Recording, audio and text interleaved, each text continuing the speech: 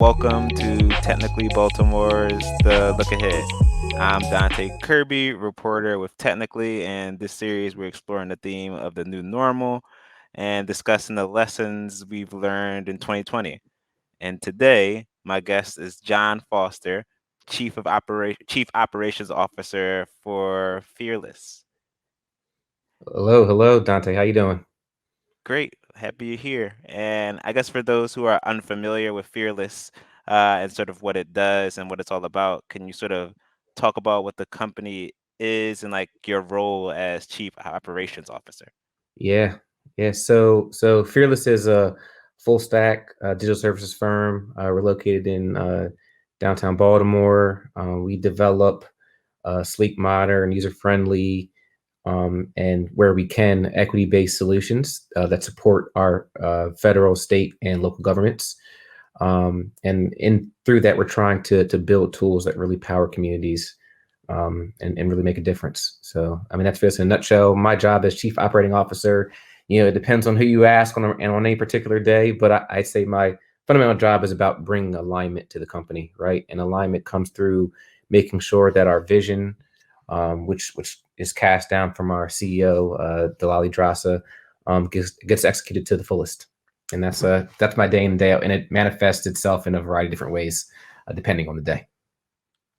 And you talked a bit about like how when you can, you sort of aim for like a social impact. And I guess can you talk about how uh, private companies sort of melds that social impact with profitability, where I feel like for some people when you even say the word capitalism and like being like socially conscious, like that's or having a social impact that's positive, like those two are mutually exclusive. Yeah, it's a good question, and it's one that honestly, I think when we started the company, I don't think we really understood what it meant truly to build like this inclusive and equitable world, right? I think we started off with some foundational principles of like how you treat people in general, right, and how we wanted to be treated, and I think it manifested and has grown into something where we understand just the power that we have as individuals, the power that we have as a company to make a difference in people's lives, right? So when we take a look at trying to balance this idea of what I call like inclusiveness versus you know profitability, competitiveness, whatever words you want to put in there, it is like kind of like cyclic in nature, right? Self-fulfilling in a little bit, right? So we look at the idea of like Maslow's hierarchy of needs, right? And so we start with this base principle that there are just fundamental things that people need in life, right? And as a company, can we provide those things, to our employees to help them be better? Can we provide those things to our local community, right? And as such, as we build these things, right, we should be thinking of how to not only just help them make their lives better, but think about how to build this ecosystem, right? How to create this environment where we can uplift, help these people, these individuals get to the sense of like a greater economic environment, provide them greater opportunities, right? And so when you think about the responsibility of companies, I think it is in those two veins. It is first and foremost, can you help people? Can you build services to meet their core fundamental needs? But also as a business, as a profitable business, how do we create the environment? How do we create the capacity in those individuals to help them succeed? And if you think about how those two things work in conjunction, it becomes like this cyclic kind of, loop of how to just create, a better world altogether. And I guess Fearless has been around since 2009 uh, in this tech space, sort of with that, I guess, that dual-sided nature, that like idea of like creating software with a soul and like with that experience, like what are some of the key hurdles and barriers you've seen that seem to stifle like getting people on that, I guess, that hierarchy of needs you were talking of and like that community progress that Fearless is often trying to like facilitate? Yeah, I think a couple things, right? Um, I think first and foremost, you always have to go to once again that individual, and that's the reason why I talk about this hierarchy of needs, right? At that lowest level, right? um, there's just common things that people fundamentally need day in and day out. And at Fierce, what we try to do is we try to help, whether it's our customers or help our employees understand how they go about developing, pulling out what those core fundamental needs of the people who we serve, right? So a lot of times the software that we build, even though it's being facilitated or managed by an end government customer, right? We try to help everybody in that environment, everybody in that ecosystem, everybody who's working on those projects understand that there is a human at the core of the problem that we're trying to solve, right? And when you get down to those to that humanistic level, you start to understand what drives people's behaviors, what drives people's fundamental needs as a human, whether it's providing Medicare or Medicaid service to an individual, how they access those services, right? It's things like that. So we start with this idea of human-centered design at a core principle. And then to your question, right? I think where a lot of companies fundamentally fall down in trying to get at those core things is this lack of understanding of what it means to build services for people. I'll often have to not remind, but often tell our employees, right, that at the end of the day, you may have someone who you're serving, your end customer, your customer. They may be directing your work day in and day out, but really your true boss is that end customer. It is that person at the other end of the computer, the person at the other end of the telephone, the person at the other end of that service that you're trying to make better. And you cannot lose sight of that thought, right? So I think that's probably the core thing that I see a lot of people, especially tech companies, fail to understand that the thing that they build, it really is for someone who has a real need at the end of the day, and we cannot lose sight of that. And I guess in the sort of bring it more back to the year that we've all had, like the watershed moment that is 2020, from the pandemic and the protests centered around equity and police brutality. Uh, a lot of companies, when you talk about that human-centered approach, are sort of coming to terms with that. And like from Google to like your local mom and pop shop, like they're making pledges to like better the community, or whether that could be, hiring more from underrepresented communities, or like grants and initiatives and funding. And like over the year, like we're at this point almost at the end of 2021. Like, have you felt the difference as like being in this tech space and like somebody or organization that's been had this mandate since 2009, and like have been doing this kind of work? Have you seen, like, I guess, have you seen like something tangible occurring in the tech industry among your peers, and like even among companies that may be like on the bigger spectrum of your Google and your Facebook? Like, have you felt like some connection with them where like you've seen them in the same spaces that you've been in since 2009? Yeah, it's a good question, and one thing that you'll always get out of me is you know brutal and honest truth, right? I think um, I think the tech industry can do more. I don't think that we've done enough. I think that the things that have plagued us over the last year, that came to light in the last year or so, right? They've always been there, right? And I feel like these companies, and Fearless included, we have a responsibility to do much more than we've done, right? So I want to call out that I feel like more can be done. And then when I unpack this idea that more can be done, I think there's one thing that I think has happened that has actually progressed the thought a little bit more, and then I think there's one thing that like is still broke, right? So the one thing that I think that has progressed is a common language, a common way for us to converse about the problems. And I think that's where, if you think about all of the things that have happened in history, right, where mishaps occur, misunderstandings occur, it the root cause of a lot of those things is a lack of communication, and a lack of that communication comes from a lack of understanding, right, which is context, and a lack of context comes from a lack of a shared language. So I think where we are in right now in this world of trying to build this ecosystem is now we're trying to get to a place of a common shared language. We may not agree on the terms, right? We may not understand all the terms, right? That's the building of the context. But at least we have a starting point with a shared language, and I think that's the thing that is probably giving me the most hope over the last year or so. So when we talk about the difference between Black Lives Matter or All Lives Matter, right? We may not fully understand that all the context behind those things, but we're starting to define what those terms and what those sayings mean. And so I think that's a good first step. I think if I take this approach of language to context to systems, we're still broke at the system level, right? And fundamentally, when we talk about systems, right, we're talking about people who have the power and authority to change the way that society, our companies behave and whatnot. And that's where I think a lot of the tech companies have fallen down. Is I appreciate the pledges, I appreciate the support. For example, I know Adobe gave a grant to Bowie State for $1 million, and they're trying to give scholarships to HBCUs to help them grow. And I applaud that so much, right? But there are still systematic things that exist, right, in these companies who have goodwill, right? Where if you don't spend the time internally as a company to understand what systems do I have, what power do I have, how do I create a more equitable world, a more diverse world?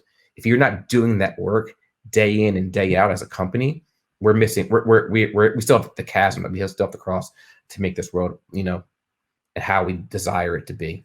So, like I said, I applaud the work that's being done, but the systems are still broke, and we need to spend some time building capacity to fix those systems, or otherwise we'll still be having this conversation next year, the year after that, the year after that. So, And I guess to sort of hone in on 2020 for you personally, I guess what lessons has 2020 and I guess 2021 at this point taught you? hmm. I think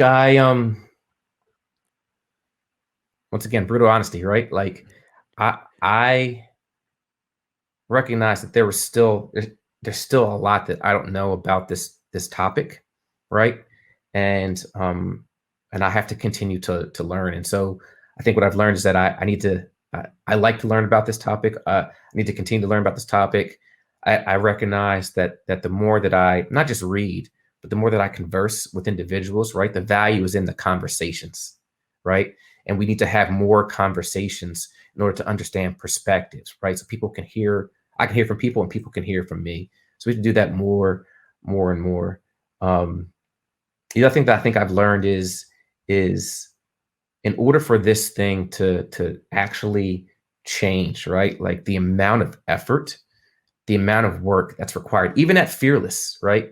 Is a tremendous pull on the organization, right? So we're having to your point, balance this idea of like what it means to be, a for-profit company, but also have this responsibility to ensure that we understand and we're helping our employees grow in the things that we want them to understand, what it means to build a soulful, software with a soul, right? Like we have that responsibility. So how do you blend those two worlds? And that takes a lot of time, it takes a lot of capacity, it takes a lot of focus, it takes a lot of heart, and but it's worth it.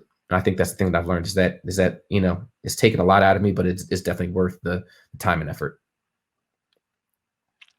And I guess to come back to Fearless as a company, uh, why Baltimore? Like, why? What about Baltimore as the best place for Fearless and other businesses with a similar mission who's trying to, balance the for-profit side with the community engagement and like the community support and like that urge to like make a difference on society on a level that doesn't always result in just like pure profitability, you know? Uh, again, what about Charm City helps Fearless keep its soul? Yeah, I think it's two thoughts in my head. I think the first thing is I think at its core, Baltimore took a chance on Fearless when we first started off.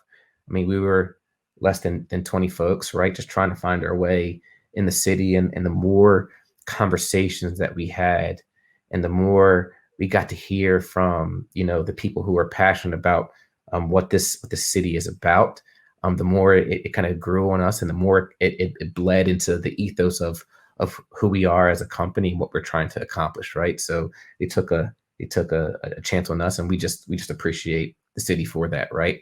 I think the other thing that I absolutely love, and it also frustrates me about the city is just the amount of people who really do care, and a lot of that shows up in the nonprofit space, right? So for all the nonprofits out there, they're just a lot of passionate people, and if you spend some time around the people at Fearless, you understand that like passion is a big drive for what we try to do day in and day out. So once again, just the ability to spend time with all the nonprofits, understand their vision and the impact they're trying to make, right? And what and how that translates into leadership and vision and those things, right? Like that's what Baltimore is, and that's the reason why I absolutely love it. And I think honestly, if you look at a lot of other cities around the U.S., they don't have this kind of passion and purpose driven really in that nonprofit space. And I just think we need to pull more out of that space to get to good outcomes. And I guess to talk more a bit about like the uniqueness of Baltimore and like the the things you see in Baltimore and sort of like extrapolate that out into the future as we move into this new normal of like remote work and you know internet connectivity being like essential and like closer to utility just in like its impacts than what we thought it was not even five, honestly, like 2 years ago, really. Like, and even the heightened level of public health conscious, I guess, what do you see in the future of Baltimore for like digital equity and even like Fearless as an organization? And like, where do you see Baltimore growing as a tech community? Yeah, I think we're at a tipping point of some sort, right? And I honestly can't predict which way we're going to land on this, right? But there are some facts, right? So one is, if you look at the last census, right, we actually lost some population, right, according to the census output, right? So it's funny that we lost some folks, right? But we still see the city putting resources to try to create better outcomes for the city, right? So that's one thing, right? The other thing that we saw is we've seen in the Maryland legislature around passing the Digital Connectivity Act, right? That there is a desire, right, to create this more inclusive environment, really. And at the epicenter of that is this idea of connectivity, right, and the internet, right. So you take those two things, right, and then you tackle on this one thought that I kind of want everybody to walk away with is, um, people don't have to leave their communities for high paying jobs and for good opportunities, right? And once again, if you take a look at where Baltimore is, I think that's what you see is that people leaving, and and we have the opportunity, and you see it in the actions, and for example in the legislature where they're trying to create the conditions for people to not have to do that, right? And so I think this whole idea of remote work and what is the potentially going to be the new normal centers on the city's ability to really get at the heart of demonstrating, right, getting out of people's minds that like the city can't be a place where we have good opportunities and high paying jobs. And the mechanism by which we can one of the mechanisms by which we can fix that is by giving people direct access to the internet, right? We are in this knowledge-based economy. This is the way that the US is going. Baltimore City has the opportunity to be at the center of that. They have all the other infrastructure around them to be successful, from the hospital systems to the university systems, right? We have a good lead off point in our city government right now. We have it all, right? Now we've got to get this connectivity issue solved, and I think that you're going to see leaps and bounds into what impact the city can have across the board. So I want to say thank you for taking the time to chat with me. Like, I appreciate it. Yep. And I guess that's been technically Baltimore's The Look Ahead. And until next time, stay connected.